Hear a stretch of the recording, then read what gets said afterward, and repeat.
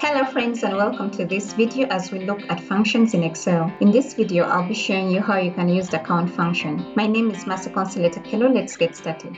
The count function in Excel allows you to count all those cells in any given range that contains numeric values. So it ignores cells that contain text, alphanumeric, and blank cells. So let's take a look at this. If you have a cell where you want your value to appear, just equals count,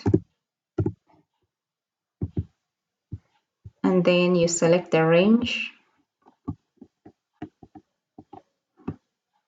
press enter, and as you can see, it has given us 23.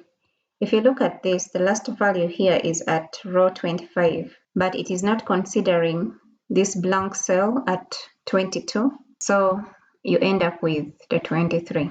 Okay, you can do that also for a wider range, so you can have count, and then you select all this, the entire table,